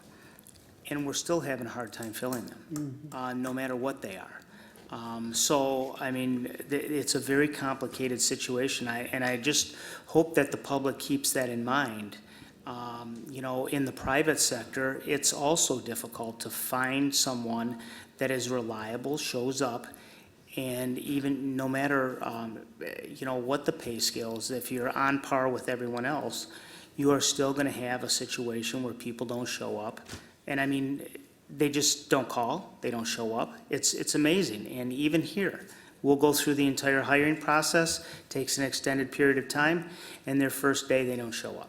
So, I mean, there's a lot to this, and I wish people, instead of turning around and blaming city council on things that we really don't have a whole lot of control over, I really wish you'd think that through and, you know, maybe reach out. I'm here every council meeting. If someone leaves a message for me to call them, I call them back. I will be happy to explain the situation thoroughly. I'm not going to go over Facebook, though, and explain things to people. So I just wish you'd really look into what your argument is before you blame us for that. So I appreciate that. Thank you. I'm done. Thank you. Councilwoman Budzinski, then Vice President.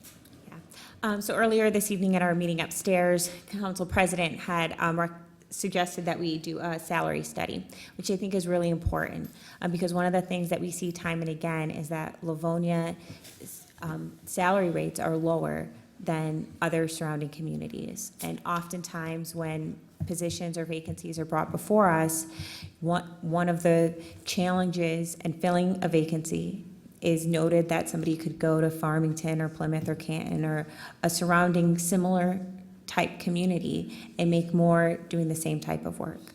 That is a real problem that we face. And I think if we have those numbers, that hopefully it'll help make those explanations known. Now, in this case, to my understanding, we're going to be able to resolve these stopgaps by October. Civil service is a long process. It is also with part of our charter, so it's no easy fix to resolve that. And so in the meantime, I think we have a responsibility to our colleagues in City Hall, but to our staff, the people who are working hard for the city of Livonia, extending themselves to get the job done. As we saw earlier this summer with our audit, our finance department does a perfect job. No one little kind of clerical thing, but that's incredibly rare. We have very hard-working people, and they need support right now. And it's our responsibility to make sure that they get the support that they need so that they don't leave. And then we have more gaps and vacancy to fill, and we lose talented people. Our finance department works very hard. They've done an incredibly good job. Our audits are sound. And this is a temporary solution that we, again, have a do not exceed for. And I will certainly be supporting, and I want to thank our finance department for treading water for as long as they have, and I hope this passes so that we can, help see them through for the weeks ahead. Thank you. Vice President. Thank you. I just wanted to correct one of the audience members that came up and was complaining or pointing out that our Civil Service Department was going to be using money to find a library director. That has actually been pulled. Those items were pulled. And Civil Service is going to be using a more creative way to handle that. So we will not be spending $20,000 on that. These are going to be hourly rates, as Mr. Morgan pointed out. And yes, up to but not to exceed $45,000. You have to remember, we haven't been paying salaries because we haven't had people in place. So it's not like we're dipping into extra budgeted funds here. I'm not saying we have a multitude of dollars to throw at this, but we have not been paying these salaries because we haven't had people in the position.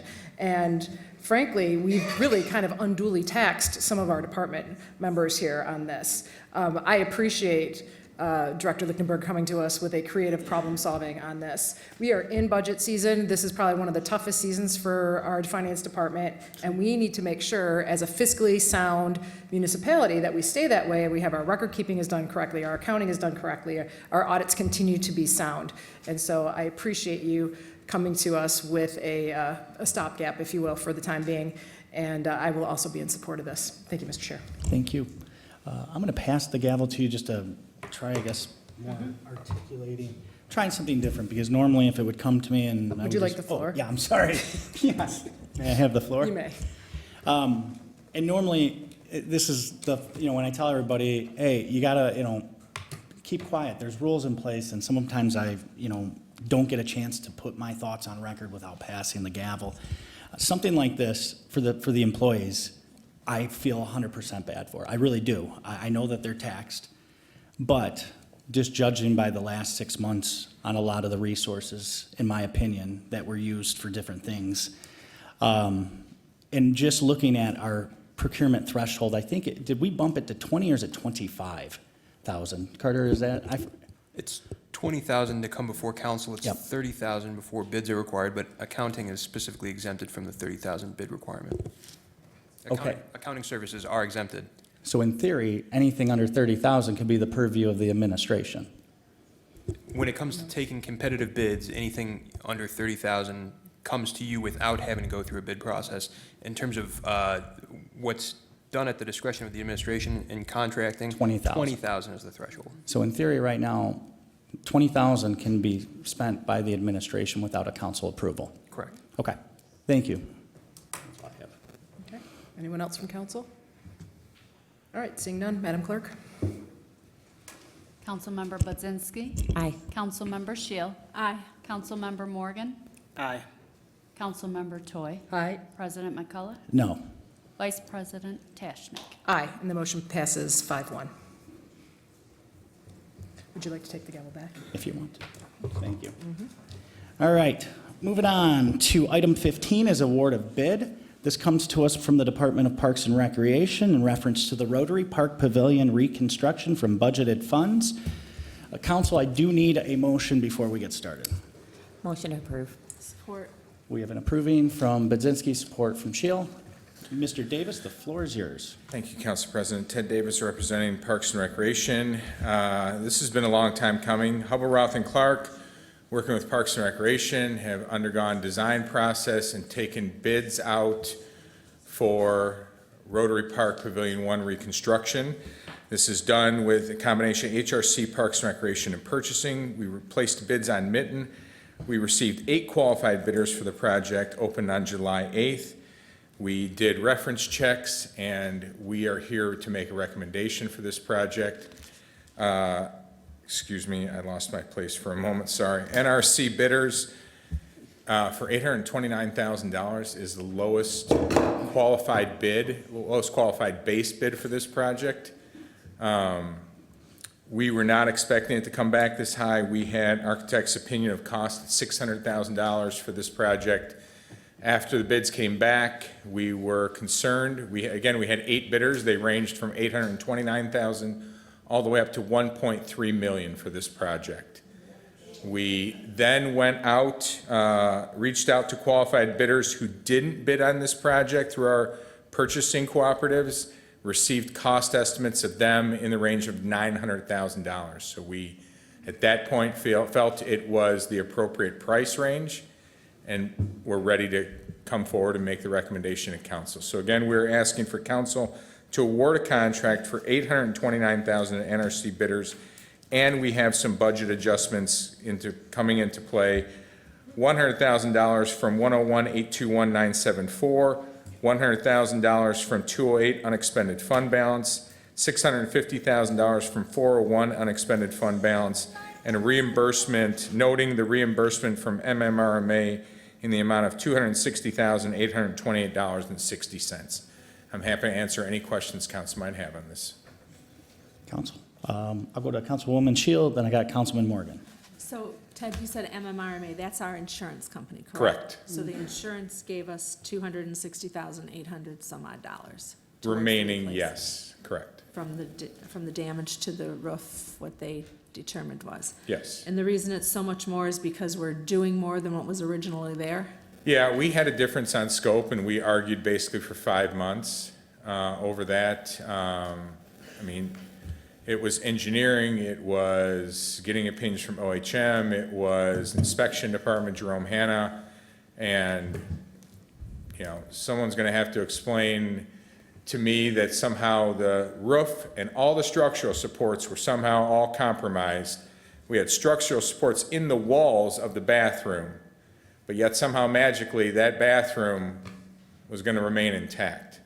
And that was our fundamental disconnect in where we had the argument is the roof, the structural members of the roof, the supports of the roof were all compromised, but yet we had structural supports in the walls, in the cinder block walls of those restrooms, but yet those restrooms weren't included. This was also an opportunity, and I will say, those restrooms were built in 1976, certainly spacious for the time, but not up to current ADA code. This was an opportunity for us to bring the entire pavilion and restrooms up to ADA code. Thank you, that's it for now for me. Vice President? Thank you, Mr. President. As much as I would love a lavish rest area at Rotary, this seems exorbitant. Yep. I mean, it really does. I mean, we're talking at pricing nearly $1 million. Okay, yeah, we got it down to $829. I'd like to offer a substitute motion and put this into the Capital Outlay Committee so that we can look at this. Perfect, floor is yours. Thank you. I just think that we need to take a pause and look at this. This is a lot of money. You know, we're talking about a lot of projects that we have in the city. I just can't stomach supporting this tonight, so I think we need to just take a step back for a minute, get this to a quick committee meeting so that we can look at it a little closer. And, you know, hopefully we can vote on that. Councilwoman Budzinski? I'm going to yield to you told Councilman Morgan before that he could go, so I'll. Yes, Councilman Morgan. Thank you. Thank you. Yeah, so this seems really an exorbitant cost for this thing. You said our engineer or someone came in with a actual cost of $680,000? We had architectural estimates pegging it at $600,000. Is there any reason that you can determine why our lowest bid came in at 800 and some $1,000 then? I mean, Yeah, is there I mean, any there's some- reasonable Yeah. explanation for that? Sure, absolutely. I mean, not the 829, but I can tell you a pre-engineered steel structure, a pavilion we have in all of our parks of comparable size to Rotary, what Rotary One was, is going to be $200,000 to $250,000 now installed. That's with a concrete pad. That's just a green metal roofed steel structure, right? I mean, like we have, similar to what we have at Ben Shalani, what we have at Devonair, what we have at multiple sites throughout the city. A concrete cast restroom, which is about the cheapest route we can go, which Ben Shalani has one. And you can see it, it's right off 7 Mile, it's easy to spot, you can't miss it, even if you wanted to. And it's painted yellow, that makes it worse. But comparable size to, not that I have anything against yellow, Jim, it's more just on a building necessarily. But if comparable size to what Rotary had, you're probably looking at, again, around $250,000. Then do a little bit of site work, add masonry, I mean, you're at 600,000. And that's, again, I mean, it's a bare bones, pre-engineered, structure, and it is a bare bones concrete. It's certainly accessible, and we could absolutely go that route, but that would be $600,000 all in. Okay, and honestly, this just seems too high. I'll be in favor of putting this back in a committee at this point. This is not, this is about 300,000 too high, so. Thank you, Councilman Morgan. Councilwoman Budzinski. I know it's a high number. I don't think anyone would disagree that it's a high number, but I do know that we are repeatedly asked about what is happening with Rotary, when are we getting the pavilion fixed? And these are the numbers that we have. As it was just explained, if we want to do something that is the same as everything else at our signature park, that is, may I ask, through the chair to Mr. Davis, what is the most popular rental facility in the city? It would have been Rotary One. Right. And it's the most popular rented facility for groups and organizations in our community. And I just think delaying this, I don't know what we're hoping to accomplish. I mean, I think the only thing that a delay is going to tell us is that we're not going to, are we not going to make that investment? I don't think prices are going to magically go down just because we don't like the numbers that we've received. I know that diligent work has been done on this. I know that Mr. Davis and other department heads had worked fiercely with the insurance agents or with the insurance company to try to get the appropriate coverage for what they feel was structural damage that could not be resolved in the way that the insurance was suggesting. That took a lot of time and resources and energy.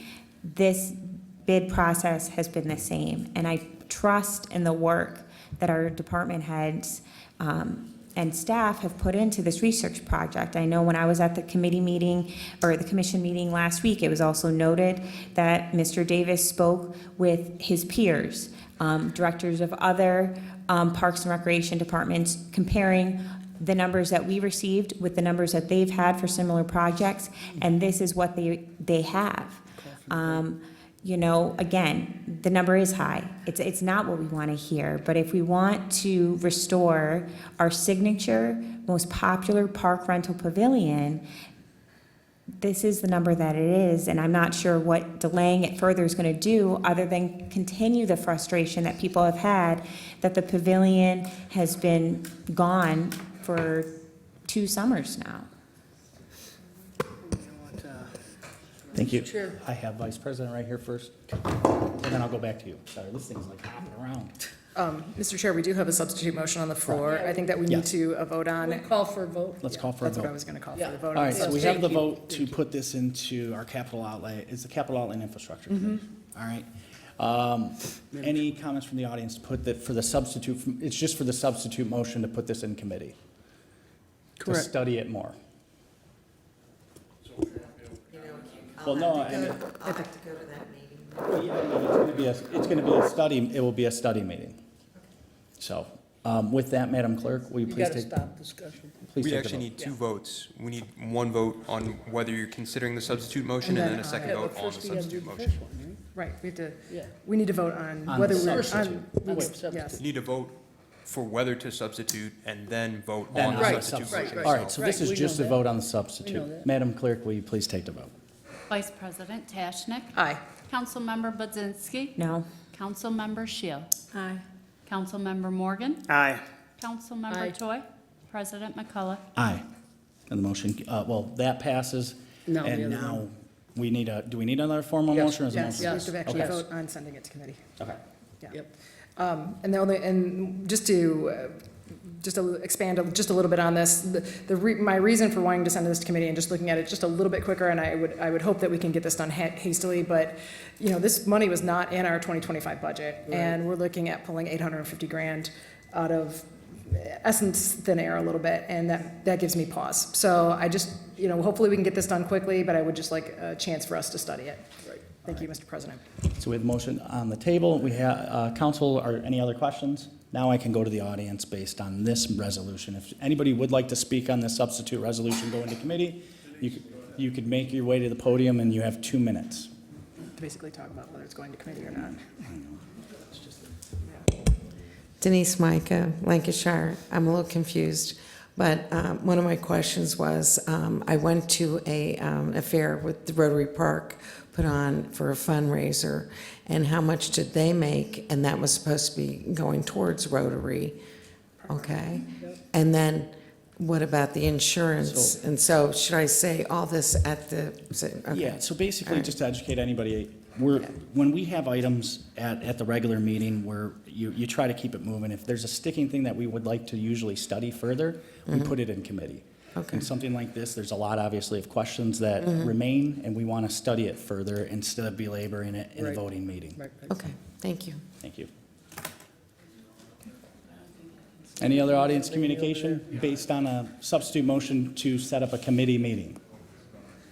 That's really I just want a clarification. Name, address, you got 2 minutes. I'm not going to take 2 minutes. My name's Deanna Gaffney. I'm with the Rotary Club of Livonia. I've got Nancy Darga here. We'd like to know when the next meeting will be, because we just want everybody to know that we are working hard at raising 100%. funds. And that was going to be one of the questions after. We will expedite this and get this Okay, going let us know what we can do. Oh, We you- just you want the will- community you are part to of be that aware list. that we are raising funds and we're working hard at it. We 100%. support it. so- Yep. We want you there at that table for discussion. Okay, thank you. Thank you. Steve King, Coventry Gardens. I just want a clarification.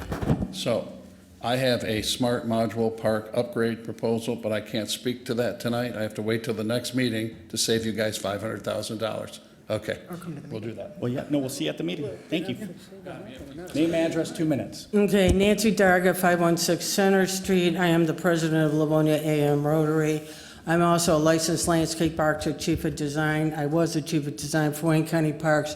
I'm working on several park projects because unfortunately people found out I'm halfway decent at raising money. So anyways, that's my curse, Laura. Anyway, the reason I'm here is we are in Northville trying to build a simple brick bathroom, not as big as the one that was designed, so we're a much smaller community in Ford Field, and our prices are coming in just in the bathroom. Very simple, nothing fancy, $600,000. So although that you guys are saying these prices are high, I'm just telling you from my work with other park departments, Yes. the construction world has inflated greatly. There are supply issues, there are contractors issues, and the tariffs have also complicated things that involve metal. So I just wanted you to know that I did not find the price shocking. I mean, it was shocking, but not that much shocking to me. Thank you. Thank you. Good evening. Name, address, you got 2 minutes. Yeah, Michelle Mancini, 18507 Merriman. I didn't think I could speak, but based on what she was saying, I think it fits in. I'm glad you're going to look closer at this and have another committee meeting. Right. The question is, if MMRMA is giving $220,000. That means that's what we had there before, what it was worth. It was a roof over, concrete. And the structure that he's talking about that's at other parks kind of fits right into that. If it's good enough for the other parks, it's good enough for there. As far as the bathrooms, I don't know what was drawn, how many bathrooms you're talking about, but you could put, single-use bathrooms, 2 or 3, and then you're covered for, unisex bathrooms. And they're ADA, you don't need an extravagant bathroom. And to Councilwoman Budzinski's comment, the citizens do want the pavilion. However, we don't want to spend a ridiculous amount of money on something that we don't need to. That's the whole reason the bond got knocked down. We need to budget better. Just because we want it, my kids want stuff. I tell them no. You got to have the money in the budget to do it. And if you don't have the money, you downsize what you're doing. So I appreciate that you're going to look at it again. Thank you. All right, with that, guys, seriously, please, just do me a favor. Honestly, I'm so nice to everybody, and right now, I don't want to bring in anything and escalate this. When I kind of gave the explanation on how the committee meetings, I know everybody likes to speak, and I'm not, I've always allowed and did the First Amendment right. That's your right, and you can. But just know, when I explain it, when we do committees, come to the committee meeting. That's going to be a deeper dive into things. We're not trying to pull the wool over your eyes. Come to that meeting. I'll post it out there. We'll keep you educated, and then talk about it in detail there. That way we don't sit here if people are looking to have different items for 6 hours, okay? That's the whole premise for it. So I've given respect. I just look to see if I can garner the same. Thank you. With that, I don't see any other comments from the audience. Madam Clerk, will you please take the vote? Vice President Tashnik? Aye. Councilmember Budzinski? Aye. Councilmember Shield? Aye. Councilmember Morgan? Aye. Councilmember Toy? Aye. President McCullough? Aye. And we will get this on the schedule quick. Councilman Donovich's the chair. We'll make sure he's probably watching. We'll get it scheduled. Thank you. Moving on, item 16 is a request to accept a stormwater facilities maintenance agreement. Comes to us from the engineering division in reference to Leo Sauve Building Company Incorporated in conjunction with the construction of a storm drain system that provides adequate drainage for the Grand Reserve Site condominium at 37855 Linden Street. Council. So moved. Support. Any discussion? Audience. Madam Clerk, please take the vote. Vice President Tashnik? Aye. Councilmember Budzinski? Aye. Councilmember Shield? Aye. Councilmember Morgan? Aye. Councilmember Toy? Aye. President McCullough? Aye. Moving on to item 17 is a request to accept stormwater facilities maintenance agreement. Comes to us from the engineering division in reference of the Crosswinds Court subdivision incorporated, a Michigan cooperation in conjunction with the construction of a storm drain system that provides adequate drainage for the Heinz Place site condominium. Council. So moved. Support. Discussion? Audience. Madam Clerk? Vice President Tashnik? Aye. Councilmember Budzinski? Aye. Councilmember Shield? Aye. Councilmember Morgan? Aye. Councilmember Toy? Aye. President McCullough? Aye. Item 18 is a request to extend license agreement for a portion of the City of Livonia Glendale property. Comes to us from the Department of Law with Consumers Energy for a period of 1 year. Council. Support. Who had the support? You support? Support. Whatever. Carter, is this you? Is this more of a receive and file, just a? So this is actually an extension of a lease agreement that came before you a few months ago. Consumers Energy rents out the Glendale yard just to allow them to do services in the city of Livonia. And they thought they would only need until the end of July. They actually need until the end of August to wrap up their contract here. So they asked us for an extra month extension to the end of this month. Did we add her over? I'm just messing. I'm sorry. I won't belabor it. All right. We have an approving. Council, any issues? Audience. Madam Clerk, please take the vote.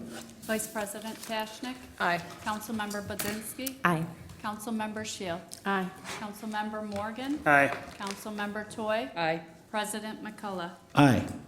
Motion carries 6-0. That concludes the regular agenda. I'm now going to go back to the audience for any items that are not currently on this agenda. Seeing none, I'm going to go back to council. Motion to adjourn. Oh, All right. Oh, that was, I almost had you. No, no, Almost this got is- it, almost. No, this is an easy one.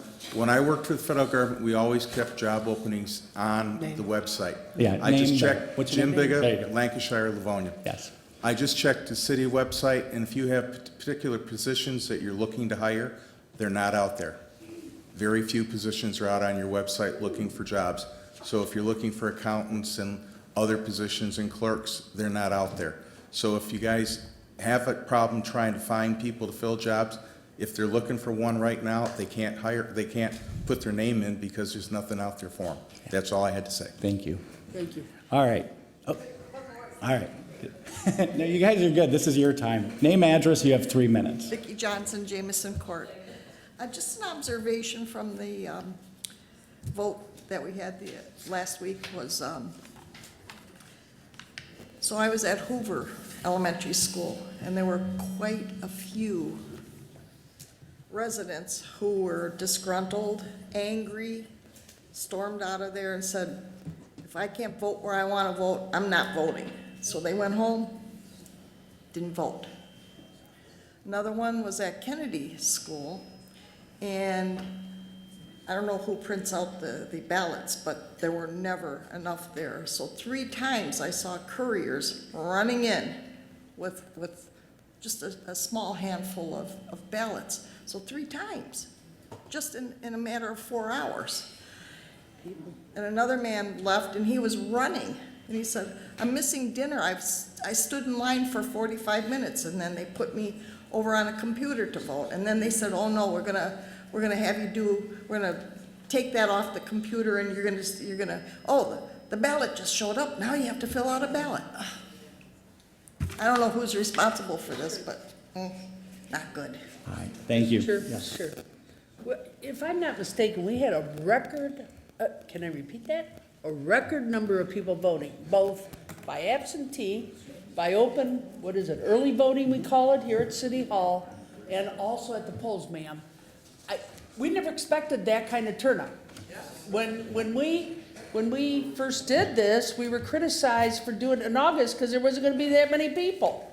And I spoke out against it. I said, yes, there will. Elections have changed. Now you got all these people on a permanent ballot, and these people spend all this money to run for election now to chase those ballots, to tell them who they are and what wonderful things they're going to do once they get here. Little do they know. And so all I'm saying is, in all seriousness, it blew it out of the water is what it did. And so that may be part of your explanation. I don't know for sure, but just know that they did the best they could, and that's why you saw extra ballots coming in. Yeah. I mean, correct me if I'm wrong, colleagues, I don't know. I didn't go to the polls. I voted by absentee because I'm too old to go now. With that, is there any other, pop up, name and address, 3 minutes. Hello there. My first name's James. My last name's Gray. Impact Mentoring Martial Arts is the name of my academy. I think I might have been added to the agenda. I'm not sure.